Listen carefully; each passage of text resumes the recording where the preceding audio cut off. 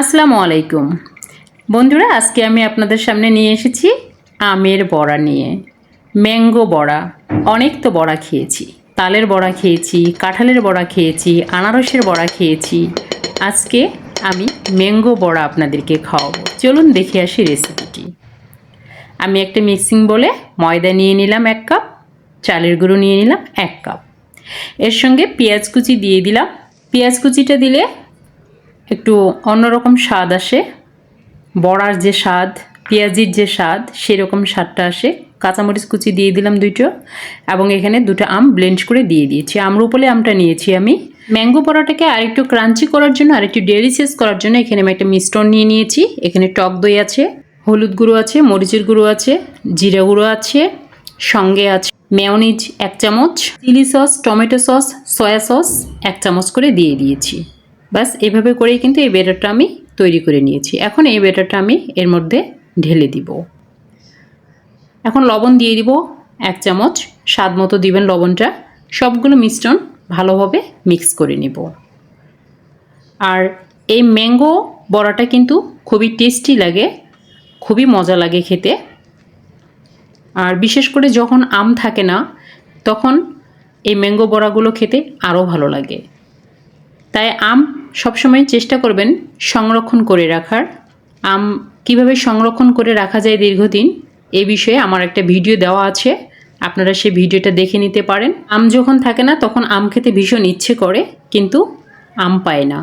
তাই আম কিভাবে সংরক্ষণ করে রাখা যায় অবশ্যই ভিডিওটা দেখে নেবেন। আমার মিশ্রণটা হয়ে গিয়েছে। এখন একটা ফ্রাই প্যানের মধ্যে আমি তেল গরম করে নিয়েছি। বড়াগুলো এখানে আমি দিয়ে দিচ্ছি। এটা খেতে আমের স্বাদ তো আছেই, সাথে আরও ভ্যারাইটিস স্বাদ এর মধ্যে অ্যাড হয়েছে, কারণ অনেক কিছু এর মধ্যে মিক্স করেছি। অনেক কিছু মিক্স করার কারণে এই বড়াটা একদম ডেলিশিয়াস বড়াই পরিণত হয়ে গিয়েছে। বড়াগুলো একটু উল্টিয়ে পাল্টিয়ে খুব ভালো করে ভেজে নিতে হবে। তেলটা খুব বেশি গরম করা যাবে না, কখনোই কোনো কিছু ভাজতে গেলে বেশি হিট করবেন না তেলটা, তখন ক্রাঞ্চি জিনিস আর থাকবে না। উপরে ক্রাঞ্চি ভাব দেখালেও ভিতরে কিন্তু একেবারে নরম থাকবে, ভালো লাগবে না। এভাবে নড়িয়ে চড়িয়ে ঘুরিয়ে ঘাড়িয়ে ভেজে নিতে হবে বড়াগুলো।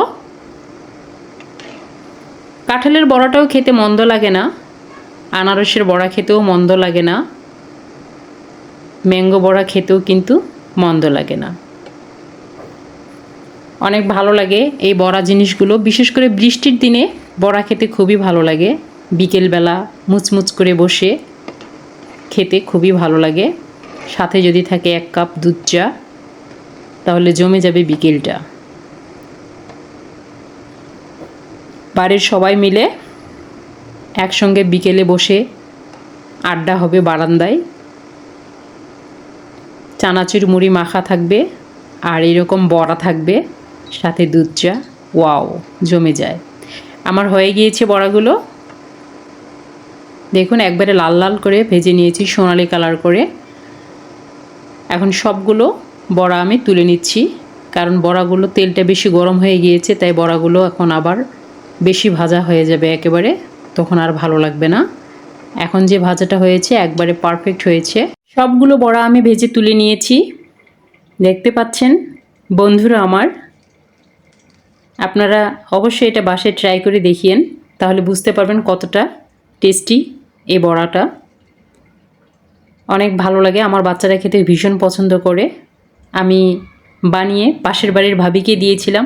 পাশের বাড়ির ভাবি বলছে যে এটার টিপসটা একটু আমাকে বলে দিবেন। আমি বলেছি আপনি ভিডিও দেখে নেবেন। পরের দিন উনি সত্যি সত্যি ট্রাই করেছে এবং আমাকে 4টা বড়া দিয়ে গিয়েছে। দেখছি হ্যাঁ, সেম স্বাদ, একই স্বাদ। অনেক ধন্যবাদ বন্ধুরা আমার ভিডিওটি দেখার জন্য, আমার পাশে থাকার জন্য। সবাই অনুগ্রহ করে একটা